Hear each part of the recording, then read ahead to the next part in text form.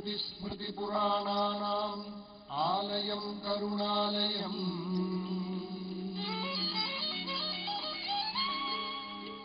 नमामि भगवत्पादशङ्करं लोकशङ्करम्।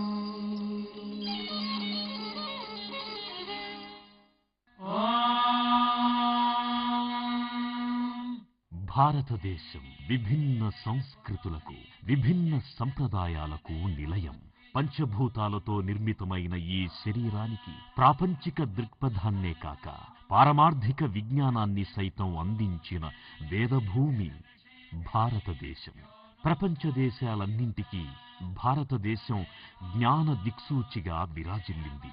అందుకు కారణం ఈ దేశం భౌగోళిక స్వరూపం, సుభిక్షమైన భౌతిక వనరులు మాత్రమే కాదు. యుగయుగాలుగా ఈ దేశంలో ధర్మం అంతర్వాహినిగా ప్రవహించింది. మానవుణ్ణి మహోన్నత ఆధ్యాత్మిక శిఖరాల వైపు నడిపించింది.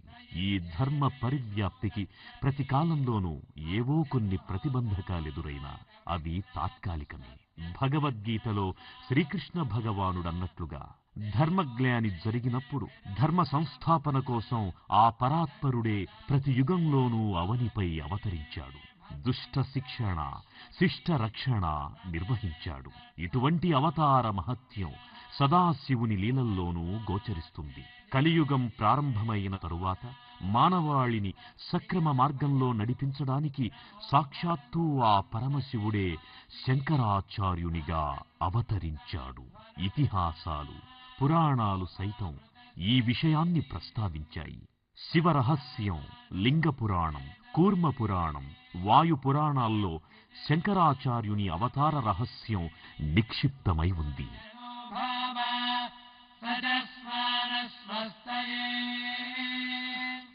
భారతదేశమంతటిలోనూ సుభిక్షమై, సారవంతమై, సస్యశ్యామలమై వెలుగొందే దివ్య క్షేత్రం కేరళ.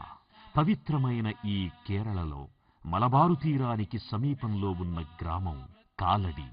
ఈ గ్రామంలోనే పరమనిష్ఠాగరిష్ఠులైన శివగురు, ఆర్యాంబ అనే పుణ్య దంపతులకు జన్మించారు జగద్గురు ఆది శంకరాచార్య.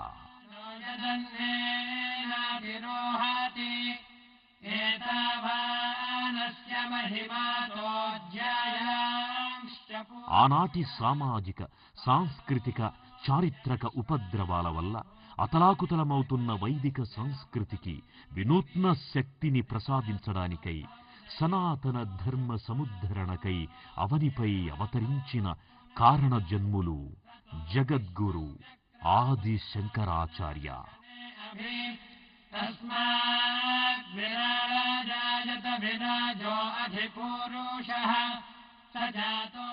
అద్వైత సిద్ధాంత ప్రవక్తగా ఆర్షవాంగ్మయ విజృంభణకై సంకల్పించిన ప్రజ్వలన శక్తిగా, మహిమాన్విత స్తోత్రాల, మహాభాష్యాల సృష్టికర్తగా విరాజిల్లిన ఆది శంకరాచార్యులు భారతదేశంలో వైదిక ధర్మం సజీవంగా, సుస్థిరంగా వెలుగొందాలనే మహాసంకల్పంతో కొన్ని ముఖ్య క్షేత్రాలలో మఠాలను స్థాపించారు.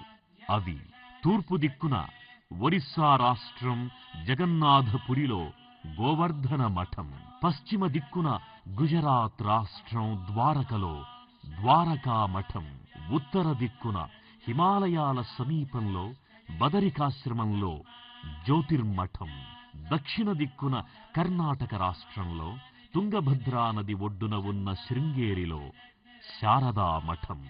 అయితే ఈ మఠాల స్థాపనకు ముందే శంకరాచార్యులు స్వయంగా దక్షిణ భారతదేశంలో ఏకైక మోక్షపురిగా ప్రసిద్ధి చెందిన పుణ్యక్షేత్రమైన కాంచీపురంలో నెలకొల్పిన పీఠమే శ్రీ కామకోటి పీఠం.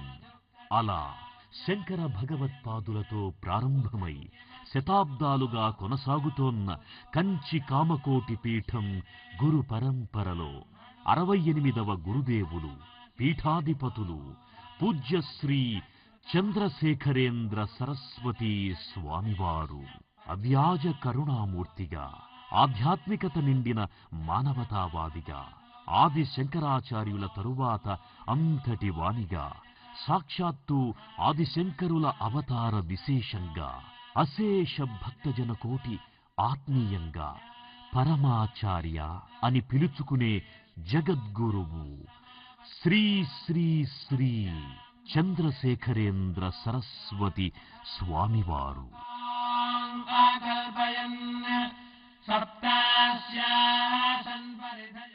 ప్రేక్షకుల కోసం పరమాచార్య బాల్య విశేషాలను మాత్రం నటీనటులతో చిత్రీకరించడం జరిగింది, గమనించగలరు. పరమాచార్యుల వారి తల్లిగారు శ్రీమతి మహాలక్ష్మి అమ్మాళ్, తండ్రిగారు శ్రీ సుబ్రహ్మణ్య శాస్త్రి. సుబ్రహ్మణ్య శాస్త్రి గారు ఆ చిన్నారికి తమ కులదైవమైన స్వామిమలలోని స్వామినాథుని పేరే పెట్టుకున్నారు.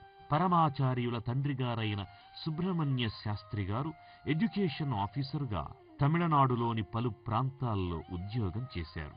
వీరికి సంగీతంలో మంచి ప్రావీణ్యం ఉండడంతో కుమారునితోనూ సంగీత సాధన చేయించేవారు.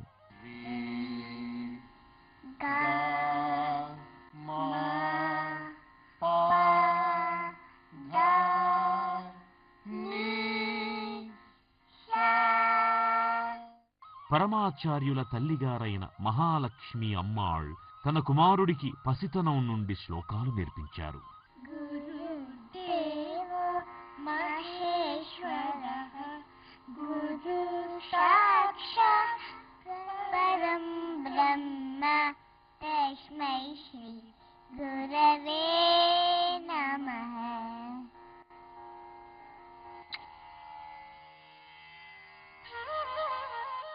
బాల మేధావిగా, ఏకసంథాగ్రాహిగా ఆయన ప్రజ్ఞ పసిప్రాయంలోనే పరిమళించింది.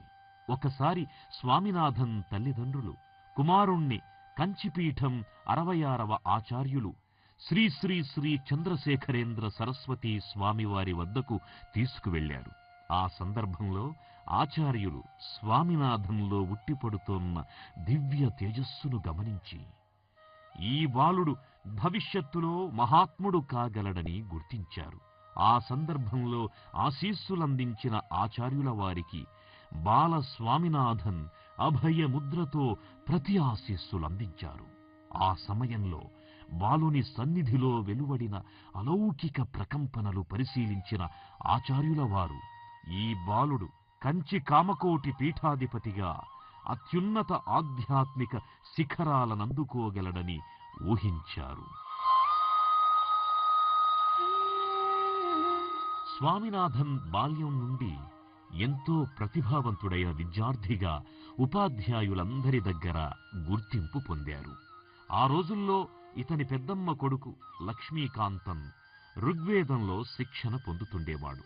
ఆడుకుంటూ అతని దగ్గరగా వెళ్లిన స్వామినాథన్ లక్ష్మీకాంతన్ వల్లవేస్తున్న వేద పాఠాలను శ్రద్ధగా ఆలకించేవారు. అలా వినికిడితోనే స్వామినాథన్కు కూడా లక్ష్మీకాంతంతో సమానంగా వేద సూక్తాలు కంఠోపాఠంగా వచ్చేవి. కుమారుడి వైరాగ్య ప్రవర్తనతో భయపడిన సుబ్రహ్మణ్య శాస్త్రి అతని మిత్రుడైన టీకే వెంకటరామయ్యను ఇంటికి పిలిపించి స్వామినాథన్ జాతకం చూపించారు. స్వామినాథన్ జాతక చక్రం, అతని అరికాళ్లల్లో చక్రాలను పరిశీలించారు వెంకటరామయ్య. ఆయన వెంటనే స్వామినాథన్ తల్లిగారికి చెప్పి ఒక కుండతో నీళ్లు తెప్పించారు. ఆ నీళ్లతో స్వామినాథన్ కాళ్లు కడిగి సాష్టాంగ నమస్కారం చేశారు. ఇదేమిటి అని నిర్ఘాంతపోయిన స్వామినాథన్ తండ్రితో ఆయన, ఈ బాలుడు జగద్గురువు కాగలిగిన కారణజన్ముడని, మహత్తర జాతకుడని, ఒకనాటికి ప్రపంచమంతా ఈ పసివాడి కాళ్లకు ప్రణమిల్లుతుందని, అందుకే తొలివందనం చేసి నా జన్మను ధన్యం చేసుకుంటున్నానని అన్నారు. కామకోటి పీఠం 66వ ఆచార్యులు మధురాంతకం దగ్గరలో ఉన్న సారం గ్రామంలో విడిది చేసినప్పుడు స్వామినాథన్ని తన తదనంతర ఆచార్యులుగా నియమించాలని ఆశ్రమ పండితుల వద్ద సంకల్పించారు. కాని అది అమలు జరగకముందే ఆచార్యులు సిద్ధి పొందారు. శివ సాన్నిధ్యం చేరుకునే ముందు అదే గ్రామంలో ఉన్న స్వామినాథన్ పెద్దమ్మ కొడుకైన 18 ఏళ్ల లక్ష్మీకాంతన్ను శ్రీ మహాదేవేంద్ర సరస్వతి అనే పేరుతో 67వ ఆచార్యునిగా ప్రతిష్ఠించారు. ఈ విషయం తెలిసిన స్వామినాథన్ తల్లి వితంతువైన తన సోదరి ఒక్కగానొక్క కుమారుడు సన్యాసం తీసుకుని మఠాధిపతి అయినందుకు విచారించింది. ఆమె ఒకసారి సోదరిని కలిసి ఓదార్చాలని బయలుదేరింది. కంచిలో రైలు దిగిన స్వామినాథన్, అతని తల్లి శంకర మఠం వచ్చారు. అప్పుడే వారు ఊహించని సంఘటన ఎదురై వచ్చింది. వారి దగ్గరకు అప్పుడు ఒక గుర్రపు బండి వచ్చింది.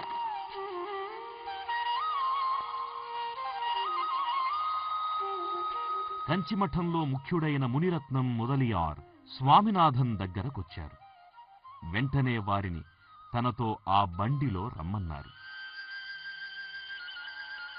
వారి కుటుంబ సభ్యులకు వేరే బండి ఏర్పాటు చేశారు.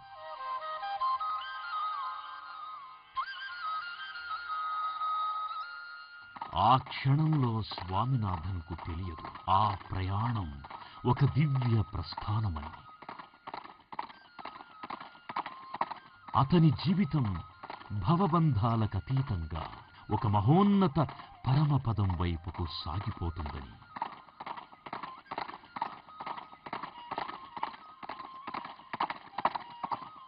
స్వామినాథన్ మళ్లీ ఇంటికి వెళ్లే అవకాశం రాకపోవచ్చునని, శాశ్వతంగా మఠంలోనే ఉండవలసి ఉంటుందని. కాని ఆ 13 ఏళ్ల చిన్నారి ఊహ మరోలా ఉంది. తన సోదరునికి తోడుగా తనను తీసుకువెళ్తున్నారనే వారనుకున్నారు.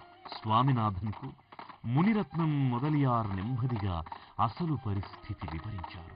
అతని పెద్దమ్మ కొడుకు లక్ష్మీకాంతన్ పీఠాధిపతిగా నియమితులైన 8 రోజులకే సిద్ధి పొందడంతో స్వామినాథన్ను కంచిపీఠం 68వ శంకరాచార్యులుగా నియమించారు. విషయం అర్థమైన వెంటనే స్వామినాథన్ నిర్ఘాంతపోయారు. ఏమనాలో ఏం చెయ్యాలో తెలియని ఆ పసి మనస్సు కేవలం రామా రామా అని మాత్రమే అనగలిగారు.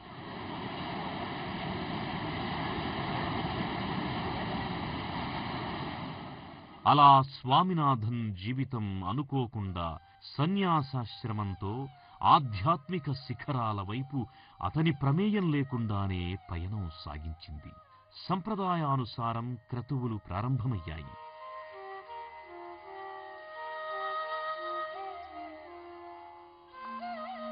జలాశయం గత్వా స్నాత్వా అస్మాదాశ్రమాత్ పరమహంసాశ్రమం ప్రవిశామి. ఓం భూః సన్యస్తం మయా, ఓం భువః సన్యస్తం మయా, ఓం సువః సన్యస్తం మయా. 1907 ఫిబ్రవరి 13న చంద్రశేఖరేంద్ర సరస్వతి అన్న సన్యాసాశ్రమ పరివ్రాజక నామంతో కంచి కామకోటి పీఠం 68వ ఆచార్యులుగా పీఠారోహణం చేశారు. హే భగవో బ్రహ్మ అధీవిభోః మమ హృదయే హృదయం తే దదామి. స్వామినాథన్ తల్లిదండ్రులు అల్లారు ముద్దుగా పెంచుకున్న తమ కుమారుడు సన్యాసిగా మారడం చూచి దిగ్భ్రమ చెందారు. కాషాయ వస్త్రాల్లో ఉన్న కుమారుణ్ణి చూసిన వారి మనసులు మౌనంగా రోదించాయి. కాని శంకరాచార్యులుగా పరకాయ ప్రవేశం చేసిన ఆ చిన్నారి స్థిర చిత్తంతో నిలిచారు. జరిగినదంతా దైవ నిర్ణయం అన్నారు. తనను త్రికరణ శుద్ధిగా నూతన బాధ్యతలు నిర్వర్తించడానికి అనుమతినియ్యవలసిందిగా పూర్వాశ్రమంలోని ఆ తల్లిదండ్రులను వేడుకున్నారు. పాపం, అనుబంధాలను ఆప్యాయతలను అకస్మాత్తుగా అణచివేయడం సాధ్యం కాని ఆ తల్లిదండ్రులు కన్నీటి కెరటాలతో నిష్క్రమించారు. అంతే, జీవితంలో మళ్లీ వారికి తమ కుమారుణ్ణి చూసే అదృష్టం కలగలేదు.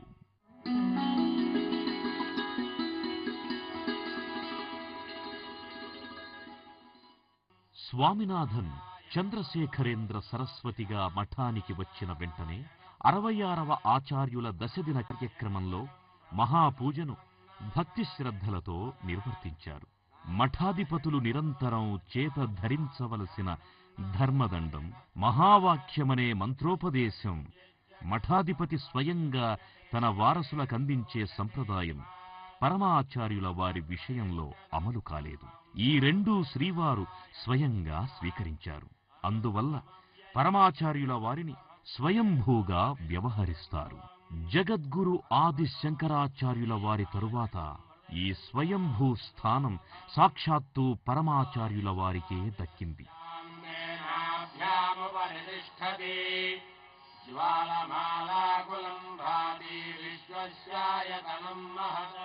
పంతొమ్మిది 1907 మే 9వ తేదీన శ్రీవారికి కుంభకోణంలో నూతన ఆచార్యులుగా పట్టాభిషేక మహోత్సవం మహావైభవంగా జరిగింది.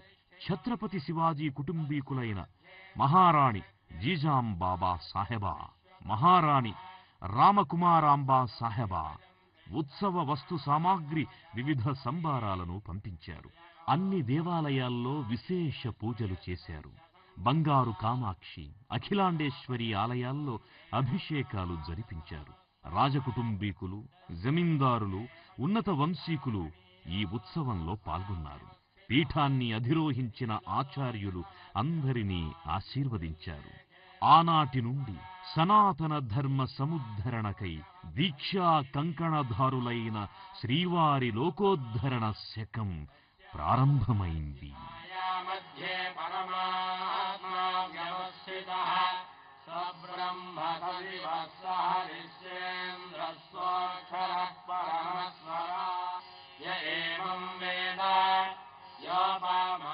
పంతొమ్మిది 1909లో కుంభకోణంలో 12 ఏళ్లకొకసారి జరిగే మహామఖం ఉత్సవంలో పాల్గొన్నారు. 1909 నాటికి చంద్రశేఖరేంద్రులకు 15 ఏళ్లు. ఆనాటి నుండి 2 సంవత్సరాల పాటు కుంభకోణంలో పీఠం పండితులు వారికి సంస్కృత కావ్య ప్రవేశం చేయించారు. సంస్కృత కావ్యాల అధ్యయనం తరువాత 1911 నుండి 1914 వరకు వారు వేదాలను, శాస్త్రాలను అధ్యయనం చేశారు.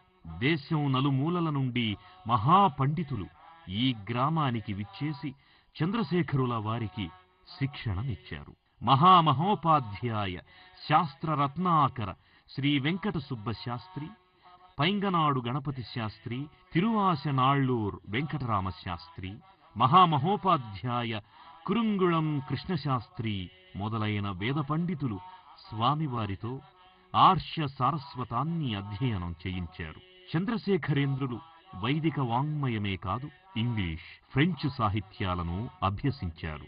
ఇంకా ప్రపంచ చరిత్ర, భూగోళ శాస్త్రం, గణిత శాస్త్రం, జ్యోతిష్య శాస్త్రం, ఖగోళ శాస్త్రాలు నేర్చుకున్నారు. మరాఠీ, తమిళ భాషల్లోని సారస్వత వ్యాకరణాల్లో మంచి ప్రావీణ్యం సాధించారు. ప్రాచీన వ్రాతప్రతులను, శాసనాలను ఆసక్తితో చదివేవారు. పురావస్తు పరిశోధన, శిల్పశాస్త్రం వీరికి అభిమాన విషయాలు.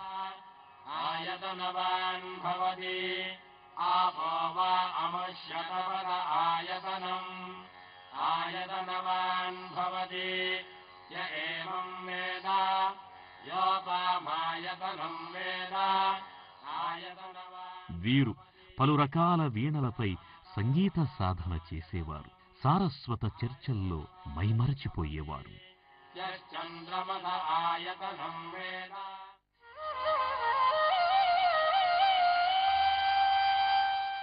ప్రకృతి పరిశీలనలో స్వామివారు తన్మయులయ్యేవారు.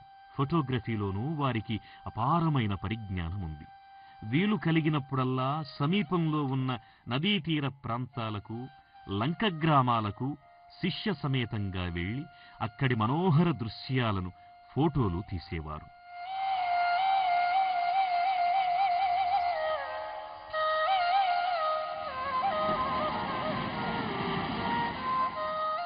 చంద్రశేఖరేంద్రుల విద్యాభ్యాసంలో ఒక ఆసక్తికరమైన అంశం ఉంది. సాధారణంగా విద్యాభ్యాసంలో ఉపాధ్యాయులే గురువులు, విద్యార్థులే శిష్యులు అవుతారు. కానీ స్వామివారి విషయంలో అలా కాదు. మఠాధిపతి కావడం వల్ల స్వామివారే గురువు, ఉపాధ్యాయులు వారి శిష్యులు. అందువల్ల వారు బోధనకు ముందు, బోధనానంతరం స్వామివారికి సాష్టాంగ నమస్కారం చేసుకుని వారి పాదాలను స్పృశించేవారు. అలా అకుంఠిత దీక్షతో అధ్యయనం సాగించిన స్వామివారు పరిపూర్ణ జ్ఞానవంతులై సకల శాస్త్ర పారంగతులై కుంభకోణం తిరిగి వచ్చారు. మహాస్వామి కుంభకోణంలో ఉన్నప్పుడు తరచుగా గంగై కొండచోళపురానికి వెళ్లి అక్కడి శిల్పకళారీతులు, శిలాశాసనాలు పరిశీలించేవారు. వివిధ ప్రదేశాల్లో ఉన్న జీర్ణ దేవాలయాల వివరాలు విచారించేవారు. మఠంలోని పురాతన తామ్రపత్రాలను అధ్యయనం చేసేవారు. ప్రఖ్యాత పురావస్తు శాస్త్రజ్ఞులను పిలిపించి మఠంలోని వందల ఏళ్ల నాటి తామ్రపత్రాలను పరిశీలింపజేశారు. అన్నిటినీ గ్రంథస్థం చేసి ప్రచురించారు. ఆ విధంగా తెలుగు భాషలో ఉన్న ఎన్నో తామ్రపత్ర శాసనాలు వారి ద్వారా వెలుగులోకొచ్చాయి. చంద్రశేఖరేంద్రులు దేశంలోకెల్లా మహోన్నతమైన ఆధ్యాత్మిక మఠం కంచి కామకోటి పీఠ నిర్వహణకు ఉపయుక్తమైన జ్ఞాన సమృద్ధిని, దక్షతను ఆవాహన చేసుకున్నారు. మఠం చరిత్రను అన్ని భాషల్లోనూ వెలువరించారు.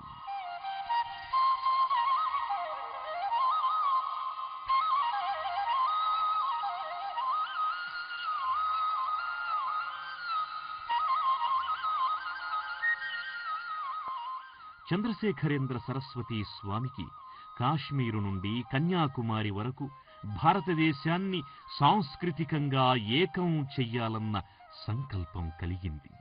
ఆ సంకల్పానికి వారు వెనువెంటనే ఆచరణ రూపం కలిగించారు.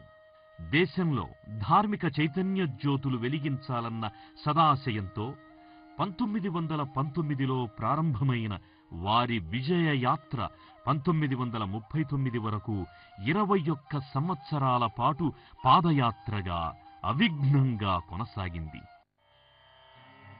శంకర హర హర శంకర జయ జయ శంకర హర హర శంకర జయ జయ శంకర హర హర శంకర జయ జయ శంకర హర హర శంకర జయ జయ శంకర హర హర శంకర జయ జయ శంకర హర హర శంకర హర హర శంకర జయ జయ శంకర హర హర శంకర జయ జయ శంకర. మహాస్వామి తన జీవితమంతా ఎటువంటి సందర్భంలోనూ ఏ విధమైన మోటారు వాహనం వినియోగించకుండా పూర్తిగా పాదయాత్రతోనే భారతదేశం నలుదిశలు పర్యటించారు.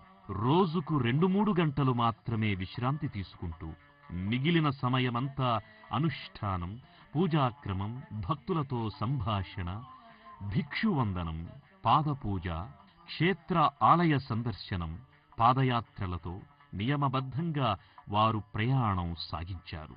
మహాస్వామితో పాటు పండితులు, వేద విద్వాంసులు గోపూజకు, గజపూజకు కావలసిన పశు సంతతితో బాటుగా వాటి పరిచారకులు వెంట వచ్చేవారు. స్వామి పర్యటిస్తున్నారంటే ఆ ప్రాంతంలో సామరస్యం, సౌజన్యం తాండవించేవి. ప్రజలు ఆయన దర్శనంతో తన్మయులై తరించేవారు.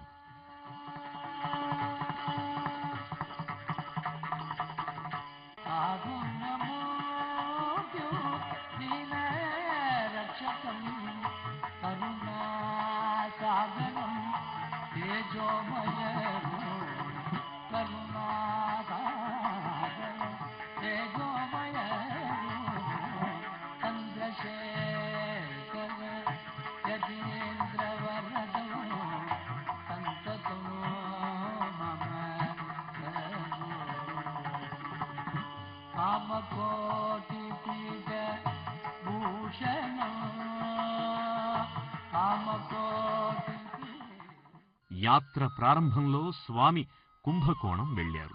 తంజావూరు మారుమూల గ్రామాల్లోని పుణ్యస్థలాలన్నీ సందర్శించారు. ప్రతి సంవత్సరం ఆషాఢ పౌర్ణమి నాటి నుండి వ్యాసపూజతో ప్రారంభమయ్యే చాతుర్మాస వ్రతంలో యతులు ప్రయాణాలు మాని ఒకే ప్రదేశంలో నివసించాలన్న నియమాన్ని మహాస్వామి పాటించేవారు. ధర్మాచరణలో స్వామి ఎటువంటి సాహసోపేత నిర్ణయానికైనా వెనుకాడేవారు కాదు. రామేశ్వరం ఆలయానికి అప్పట్లో రోడ్డు మార్గం లేదు. మహాస్వామికి పాదయాత్రతోనే పర్యటించాలన్న నియమం ఉన్నందువల్ల 3 కిలోమీటర్ల రైల్వే వంతెనపై నుండి నడుచుకుంటూ వెళ్లి సముద్రాన్ని దాటారు. దేశ సంచారంలో భాగంగా రామేశ్వరంలో సముద్రం నుండి కొంత ఇసుకను సేకరించి కాశీకి వెళ్లినప్పుడు అక్కడ గంగానదిలో కలిపే ఆచారాన్ని కామకోటి పీఠాధిపతులు పాటిస్తారు. సహస్ర पुरुषः सहस्राक्षः सहस्रपात् स भूमिम् विश्वतो भृत्वात्यातिष्ठद्धशाङ्गुणम् पुरुष एवेदम् सर्वं यद्भूतं यच्च भव्यम्. ఈ యాత్రలో భాగంగా మహాస్వామి రామనాథపురం, మధుర, తిరునల్వేలి, జంబుకేశ్వరం పర్యటించారు. ఈ కాలంలో ప్రముఖ స్వాతంత్ర్య సమరయోధులు, జాతీయ నాయకులు దేశబంధు చిత్తరంజన్ దాస్, ఎస్ సత్యమూర్తి, పురుషోత్తమ దాస్, తేజ్ బహద్దూర్ సప్రు మొదలైన వారు స్వామివారిని కలిశారు. స్వాతంత్ర్య సముపార్జనకై వారి ఆశీస్సులర్థించారు. ఈ సందర్భంలో మహాస్వామి సందేశమిస్తూ స్వాతంత్రమంటే విదేశీయులను పారద్రోలడం మాత్రమే కాదని, విదేశీ భావజాలాన్ని సైతం పారద్రోలాలని వారికి ప్రబోధించాడు. 1927వ సంవత్సరం అక్టోబర్ 15వ తేదీన ఇద్దరు మహాత్ముల కలయిక జరిగింది. దక్షిణ దేశ పర్యటనలో ఉన్న మహాత్మా గాంధీ పాలఘాట్లోని నల్లచేరిలో ఒక గోశాలలో స్వామివారిని కలుసుకున్నారు. 57 సంవత్సరాల గాంధీజీ 33 సంవత్సరాల సర్వసంగ పరిత్యాగి అయిన చంద్రశేఖరేంద్ర సరస్వతి మహాస్వామి ఆధ్యాత్మిక ఔన్నత్యాన్ని విని ప్రభావితులై ఆయన దర్శనం కోసం వచ్చారు. మహాస్వామి కూడా భారత జాతిని సత్యాహింసలతో ప్రభావితం చేసి నిరాడంబరతకు నిర్వచనంగా నిలిచిన ఆ మహనీయుని కలుసుకోవాలని ఆసక్తి కనబరిచారు. ఆ మహాత్ముడు, ఈ మహర్షి ఇద్దరూ నేలపై కాషాయ వస్త్రంపై కూర్చొని తమ మనోగత భావాలను, ఆశయాలను పరామర్శించుకున్నారు. సంస్కృతం, హిందీ భాషల్లో వారి సంభాషణ ఒక రోజంతా కొనసాగింది. రాజకీయ ఉద్యమాల్లో జరిగే చర్యలు ప్రజల మనోభావాలను, మత విశ్వాసాలను గాయపరిచేవిగా ఉండకూడదని, మన ధర్మం ప్రబోధించేది సమానత్వమే కాని సంఘర్షణ కాదని మహాస్వామి అన్నారు. సాయంత్రం 6 గంటలు దాటితే గాంధీగారు ఆహారం తీసుకోరు. అందువల్ల 5:30 ప్రాంతంలో రాజగోపాలాచారి లోపలికి వచ్చి భోజన సమయం మించిపోతుంది అని గుర్తు చేయగా, స్వామివారితో సంభాషణే ఈ రోజు నాకు ఆహారం అన్నారు గాంధీజీ. తన భావాల పునఃపరిశీలన కోసం ఈ సమావేశం తనకెంతో ప్రయోజనకారయ్యిందని గాంధీజీ ఆ తరువాత స్వయంగా ప్రకటించారు.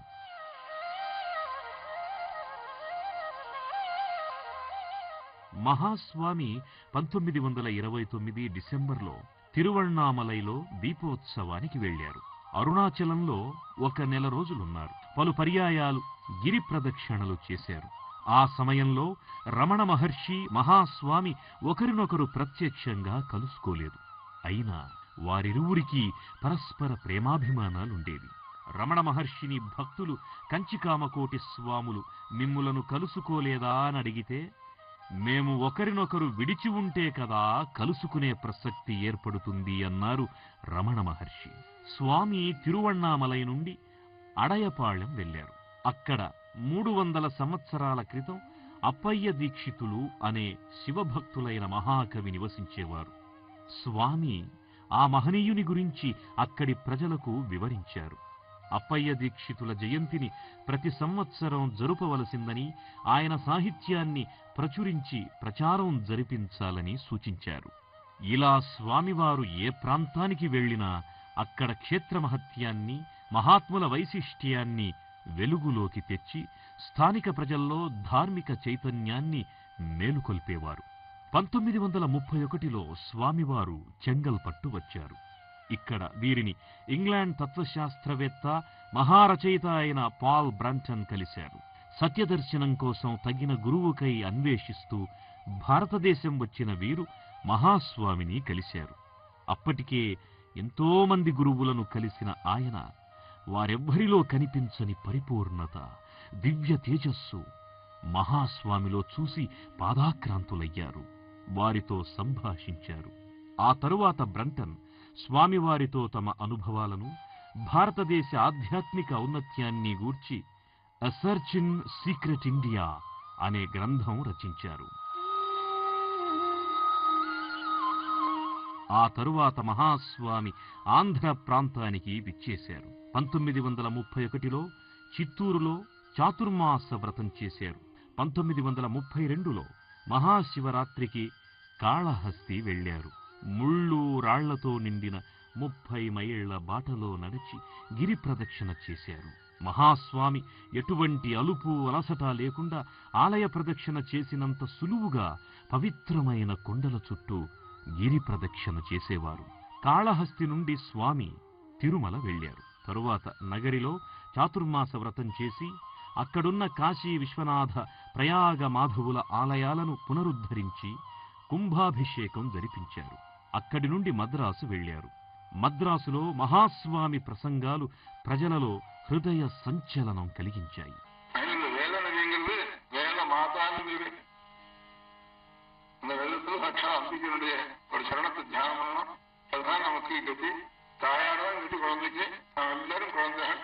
చిదంబర క్షేత్రానికి వెళ్లి నటరాజస్వామి దర్శనం చేసుకున్నారు. ఆదిశంకరాచార్యులు స్వయంగా మోక్షలింగాన్ని ప్రతిష్ఠించిన క్షేత్రమిది. ఇక్కడ సహస్ర స్తంభ మంటపంలో మహాస్వామి చంద్రమౌళీశ్వర పూజ చేశారు.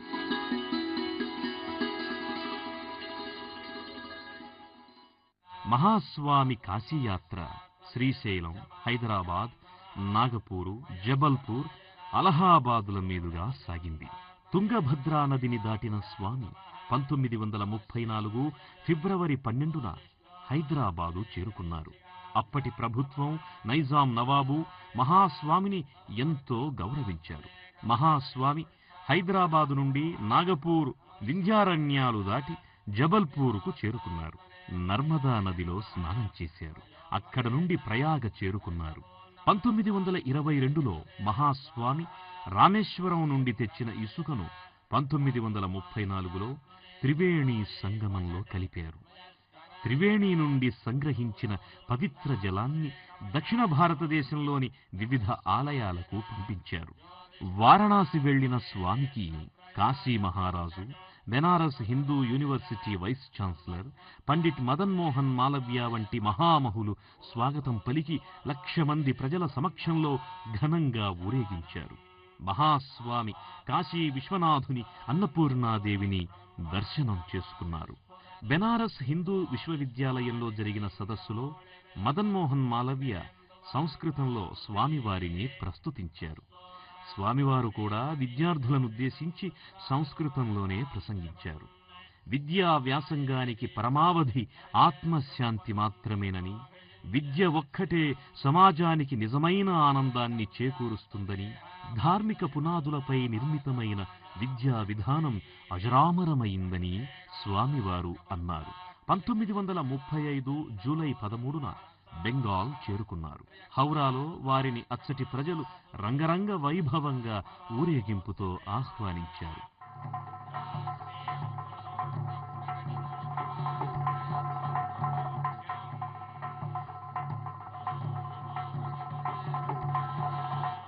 పరమాచార్య పూరీలో శంకరాచార్యులు స్థాపించిన గోవర్ధన మఠం వారి ఆహ్వానం అందుకున్నారు. ఇక్కడ ప్రాచీన కాలంలో ఏర్పాటైన ముక్తి మండప సభ ఉంది. పూరీ పరిసరాల్లో ఉన్న 18 ఎంపిక చేసిన గ్రామాలకు చెందిన 18 మంది పండితులతో ఈ సభ రూపొందుతుంది. ఈ సభకు అధ్యక్షత వహించవలసిందిగా ప్రార్థించడంతో వారు అంగీకరించారు. పరమాచార్య ఈ యాత్రలో ఉండగానే వారి తల్లిదండ్రులిద్దరూ భగవత్ సాన్నిధ్యం చేరుకున్నారు. సన్యాస ధర్మాన్ని అనుసరించిన పరమాచార్య మౌనరోదనతోనే వారికి అంజలి ఘటించారు.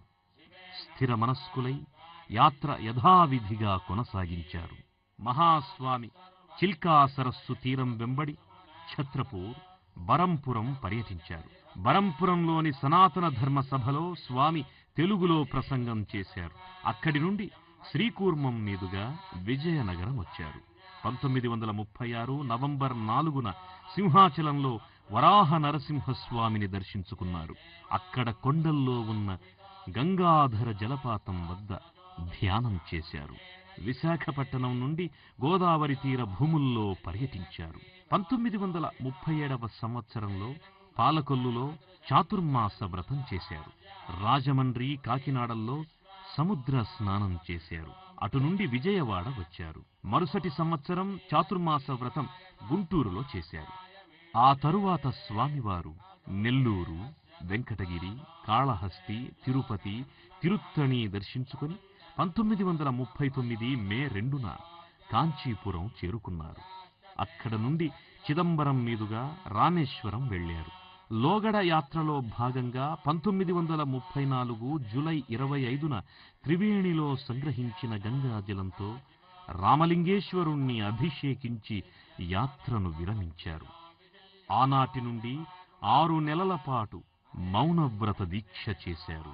1939 జూన్ 29న కుంభకోణం వచ్చారు. మొత్తం 21 సంవత్సరాల పాటు సాగిన పరమాచార్యుల సుదీర్ఘ పాదయాత్ర ప్రపంచ చరిత్రలోనే అపూర్వం. ఈ యాత్ర యావత్ భారతదేశాన్ని జాగృతం చేసింది. సనాతన ధర్మాన్ని ప్రజల హృదయాల్లో పునః ప్రతిష్ఠించింది.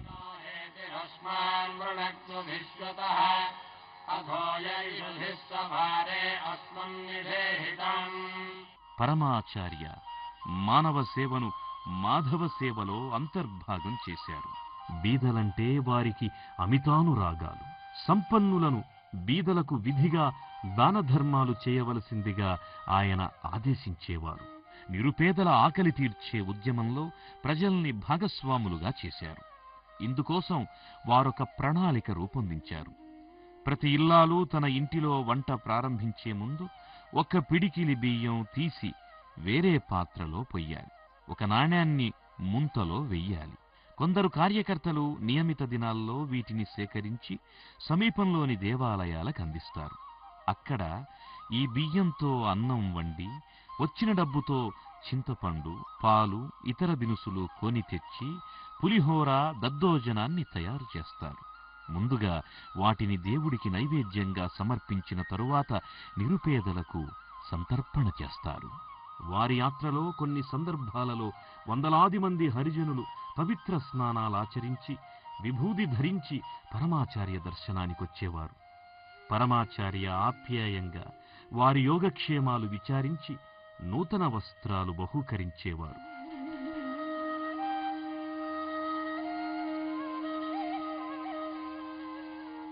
సామాన్య ప్రజానీకంతో కంచిపీఠం మమేకమై దీనజనోద్ధరణలో నిర్మాణాత్మకమైన సేవ చేయాలన్న సదాశయంతో పరమాచార్య ముద్రాధికార సంఘం అనే సంస్థను ఏర్పాటు చేశారు. గ్రామీణ వికాసం, గో సంరక్షణ, ఆలయ సంరక్షణ, జీర్ణ దేవాలయ పునరుద్ధరణ, మతమార్పిడులను నిరోధించడం, పురాణ కాలక్షేపాలు, రథోత్సవాలు జరిపించడం, శాంతిపూరిత వాతావరణం నెలకొల్పడం, బావులు, చెరువులు, కాల్వలు తవ్వించడం, మొక్కలు నాటడం, కూరగాయలు సాగు చేయడం, ధనిక పేద తారతమ్యం లేకుండా ప్రతివారు సేవా కార్యక్రమాల్లో పాల్గొనడం మొదలైన ప్రజాహిత కార్యక్రమాలు లక్ష్యంగా ఈ సంఘాన్ని రూపొందించారు.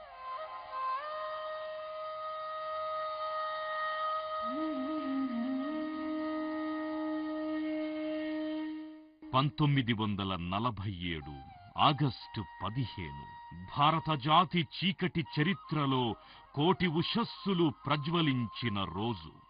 వినువీధుల్లో త్రివర్ణ పతాకం వీరవిహారం చేసిన రోజు.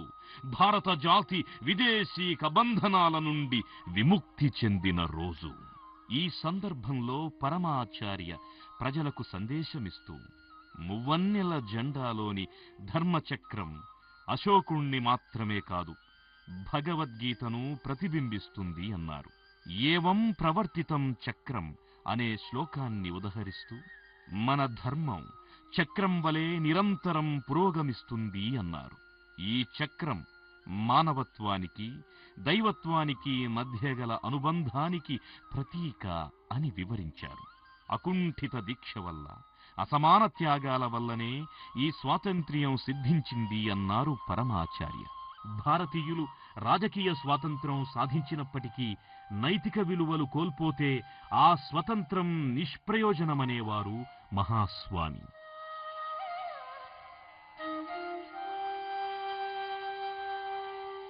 కంచి కామకోటి పీఠాధిపతుల పరంపరలో 68వ ఆచార్యులుగా చిరస్మరణీయులైన పరమాచార్యుల వారు 1954లో తమ వారసుని స్వయంగా నిర్ణయం చేశారు.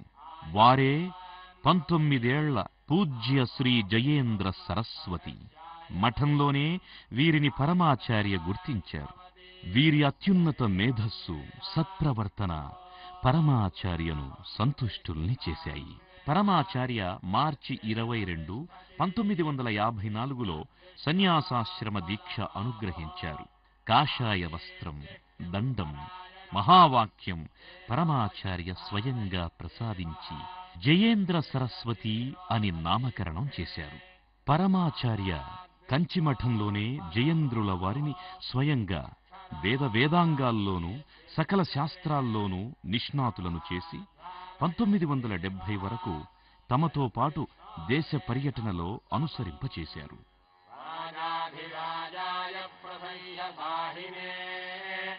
నమో వయం వై శ్రవణాయ కుర్మహే సమే కామాన్ కామకామాయ మహ్యం. 1967 నాటికి పరమాచార్య కంచి కామకోటి పీఠారోహణ చేసి 60 ఏళ్లు. ఈ సంవత్సరమంతా పూజ్యశ్రీ జయేంద్ర సరస్వతి ఆధ్వర్యంలో దేశవ్యాప్తంగా వజ్రోత్సవ వేడుకలు నిర్వహించారు. ఆ సంవత్సరం పరమాచార్య ఆంధ్రప్రదేశ్ అంతటా సంచరించారు. విజయవాడలో భక్తులు పరమాచార్యను నవరత్న ఖచిత స్వర్ణ కిరీటంతో సత్కరించుకున్నారు.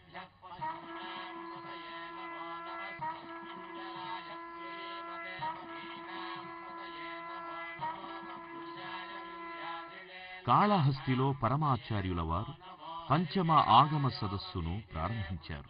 ఆనాటి రాష్ట్ర మంత్రి పివి నరసింహారావు గారు పరమాచార్యకు సంస్కృతంలో స్వాగతం పలికారు. చరిత్రలో కనుమరుగైన ఎన్నో ఆలయాలను పరమాచార్య స్వయంగా గుర్తించారు. వారిలో పురావస్తు పరిశోధనా దృష్టి దివ్య దృష్టిని మరపిస్తుంది.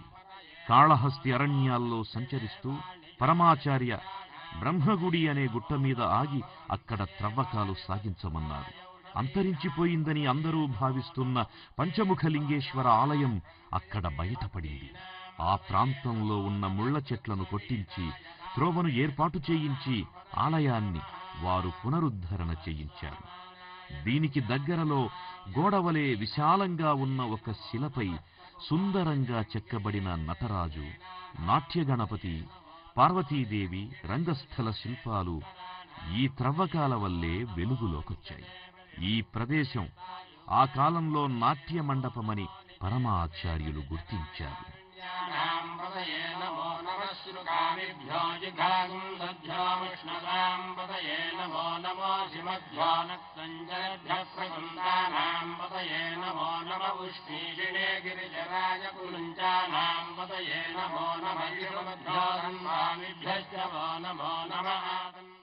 పరమాచార్య తాము సంచరిస్తున్న ప్రాంతాల్లో ఉన్న శిథిలాలయాల పునరుద్ధరణతో పాటు నూతన నిర్మాణాలపై దృష్టి కేంద్రీకరించేవారు.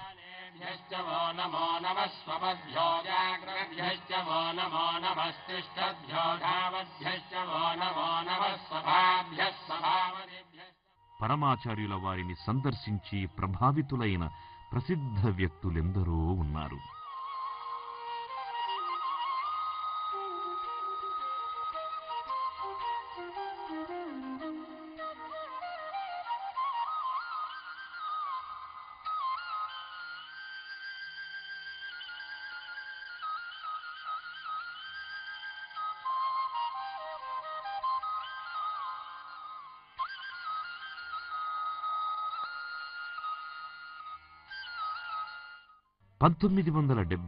లో 84 సంవత్సరాల వయసులో పరమాచార్య మరో పర్యాయం పాదయాత్ర ప్రారంభించారు. కొద్దిమంది శిష్యులను మాత్రమే వారు తమ వెంట అనుమతించారు. ఈ వయస్సులోనూ వారు తరగని ఉత్సాహంతో రోజుకు 25 కిలోమీటర్లు నడకతో సంచరిస్తూ హిందూ ధర్మాన్ని సర్వత్రా ప్రతిధ్వనింపచేశారు. ప్రతిచోట రహదారుల వెంట నిలబడి తన దర్శనానికై నిరీక్షించే ప్రజలను, పిల్లలను, స్త్రీలను, హరిజనులను స్వామి ఎంతో ఆదరంగా పరామర్శించి వారి యోగక్షేమాలను విచారించి ఆశీర్వదించేవారు.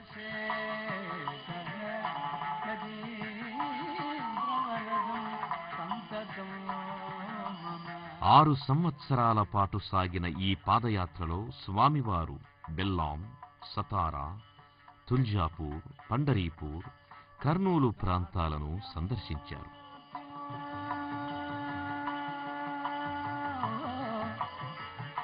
చంద్రశేఖర 90 సంవత్సరాల వయస్సులోనూ పరమాచార్య 25 ఏళ్ల వయస్సు యువకులను మించిన ఉత్సాహంతో నడక కొనసాగించారు. కారుణ్యమూర్తి దీన రక్షకం కారుణ్యమూర్తి దీన రక్షకం కారుణ్యమూర్తి దీన మహారాష్ట్రలోని సతారాలో శంకరన్ అనే పాలుగారే పసిబాలుడు మొదటిసారిగా పరమాచార్యుల వారిని దర్శనం చేసుకుని స్వామివారి అనుగ్రహాన్ని పొందాడు. మరో సందర్భంలో ఆచార్యుల వారడిగిన కొన్ని ప్రశ్నలకు ఆ చిన్నారి ఇచ్చిన సమాధానాలు పరమాచార్యుల వారిని సంతుష్టుల్ని చేశాయి. ఆ తరువాత ఒక సందర్భంలో పరమాచార్యుల వారు కంచిమఠానికి 3 శంకరాచార్యులు ఉండబోతున్నారని ప్రకటించారు. 1983 మే 29 కంచి కామకోటి పీఠం మహాచరిత్రలో మరో సువర్ణాధ్యాయం ప్రారంభమయ్యింది. స్ఫురద్రూపి మందస్మిత వదనుడు అయిన 14 ఏళ్ల శంకరన్కు ఆ రోజు పరమాచార్య సన్యాస దీక్ష అనుగ్రహించారు. వారే శ్రీ శ్రీ శ్రీ శంకర విజయేంద్ర సరస్వతీ స్వామి, కంచి కామకోటి పీఠం 70వ పీఠాధిపతులు. బాలస్వామి శిక్షణ పరమాచార్య పర్యవేక్షణలో కొనసాగింది. శంకరవతారం జ్ఞాన విభూషణం శంకర 3 తరాలకు చెందిన 3 పీఠాధిపతులతో కంచి కామకోటి పీఠం 25 శతాబ్దాల గురు పరంపరతో అవిచ్ఛిన్నంగా కొనసాగుతూ జాతికి ఆధ్యాత్మిక మార్గదర్శనం చేస్తూ ఉంది. సద్గురుదేవం నమామి చంద్రశేఖర 1993లో అప్పటి మాజీ రాష్ట్రపతి ఆర్ వెంకట్రామన్ గారి అధ్యక్షతన పరమాచార్య శత జయంతి సంఘం ఏర్పడి 1 సంవత్సరం పాటు వైదిక కార్యక్రమాలు నిర్వహించారు. శత జయంతి సంఘం సభ్యులు పరమాచార్యుల వారికి కనకాభిషేకం జరుపగా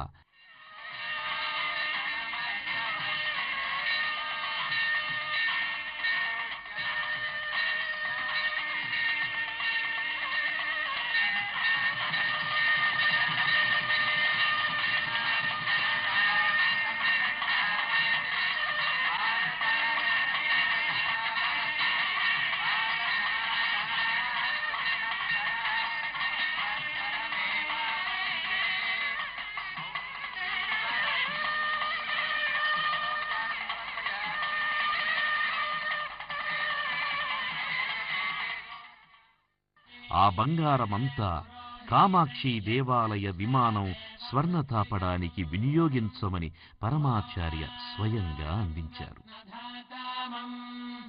అగ్నిః పూర్వేభిర్షిభిరేభ్యో నూతనైరుత సదేవాం ఏహ వక్షతి. పరమాచార్య వారి భోజన వివరాలు పరిశీలిస్తే వారు ఆహారం తీసుకున్న రోజుల కన్నా నిరాహారంగా ఉపవాస దీక్షలో ఉన్న రోజులే ఎక్కువ. పరమాచార్య సాత్వికాహారులు, మితాహారులు. 14వ ఏటనే వారు ఉప్పు, కారం, పులుపు మానివేశారు. రోజుకు 1 పూటే భోజనం. కొన్ని రోజులు పచ్చిపాలు మాత్రమే తీసుకునేవారు. కొన్ని రోజులు గుప్పెడు అటుకులు, మరికొన్ని రోజులు లేత వేపాకులు, బిల్వదళాలు మాత్రమే భుజించేవారు. పరమాచార్య నిరంతరం తపోదీక్షలోనూ మౌనవ్రతంలోనూ ఉండేవారు. ఆ విధంగా వారు ఆత్మశక్తిని ద్విగుణీకృతం చేసుకుంటూ అపారమైన మేధస్సును, జ్ఞాపక శక్తిని సాధించేవారు. రాజంత సమధ్వరాణాం గోపామృతస్య దీదీవిం ముక్తి అన్నది మరణానంతరం లభించేది కాదని, జీవితకాలంలో తన జీవన విధానంతో జీవన్ముక్తుడు కాగలడని భావించడానికి పరమాచార్య జీవితమే ప్రత్యక్ష నిదర్శనం. చంద్రశేఖర యతీంద్ర వరదం చంద్రశేఖర. జనవరి 8, 1994 పరమాచార్య మహాస్వామి 87 సంవత్సరాల తరువాత తమ కన్న తల్లిదండ్రుల చిత్రపటాల వంక ఎంతో ఆపేక్షగా చూశారు. ఆ తల్లిదండ్రులు ప్రసాదించిన ఈ శరీరాన్ని ఇంతకాలం ధార్మిక జీవనంతో ధన్యం చేసుకున్నందుకు సంతృప్తి చెందారేమో. హిందూ ధర్మ వాహినిలో అశేష జనహృదయ సంగమం కావించిన ఆ మహర్షి నడిచే దేవునిగా శతాబ్ది కాలం పాటు వైదిక సంప్రదాయ సర్వస్వాన్ని తన వెంట నడిపించిన ఆ కారణ జన్ములు, కాలజ్ఞులు, కారుణ్యమూర్తి పరమాచార్యులుగా, కంచి కామకోటి పీఠాధిపతులుగా, 2వ ఆదిశంకరాచార్యులుగా, యశో విరాజితులైన శ్రీ శ్రీ శ్రీ చంద్రశేఖరేంద్ర సరస్వతి స్వాముల వారు 1994వ సంవత్సరంలో జనవరి 8న, అంటే తన జన్మ నక్షత్రమైన అనూష ద్వాదశి రోజున శంకర మఠంలోనే సిద్ధి పొందారు.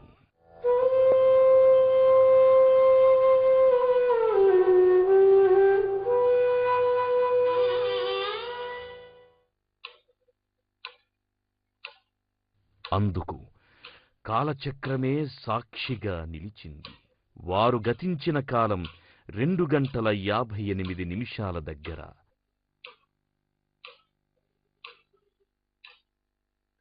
ఆనాడు గడియారం ఆగిపోయింది. చంద్రశేఖర యతీంద్ర వరదం సంతతం మమ కామకోటి పీఠ భూషణం కామకోటి పీఠ. అత్యంత కఠోరమైన సన్యాసాశ్రమ వాసాన్ని నిండు నూరేళ్లు నియమనిష్టలతో ఆదర్శప్రాయంగా గడిపిన అసాధారణ యోగి, సర్వోన్నతమైన కంచి కామకోటి పీఠానికి అధిపతులైన అతి సాధారణంగా జీవించిన సర్వసంగ పరిత్యాగి, ధర్మస్థాపనకై నలుదిశలు నడిచిన దేవుడు, దరిద్ర నారాయణుల సముద్ధరణకై అవతరించిన అపర శంకరుడు, మహిమాన్విత ఆధ్యాత్మిక స్ఫూర్తి, మహోన్నత మానవతామూర్తి పరమాచార్య. జ్ఞాన విభూషణం సద్గురుదేవం నమామి సదనం. పరమాచార్య పరలోకగతులై శివ సాన్నిధ్యం చెందిన వారు చూపిన మార్గంలోనే, వారి అడుగుజాడల్లోనే కంచిపీఠం గురు సంప్రదాయం కొనసాగుతూ ఉంది. ఆదిశంకరులు నెలకొల్పిన ధర్మాన్ని పరమాచార్య సుస్థిరం చేస్తే, పరమాచార్య ప్రతిష్ఠించిన పూజ్యశ్రీ జయేంద్ర సరస్వతీ స్వామి, పూజ్యశ్రీ శంకర విజయేంద్ర సరస్వతీ స్వామి సారథ్యంలో సర్వులకు శిరోధార్యంగా సనాతన ధర్మం వర్ధిల్లుతూ ఉంది.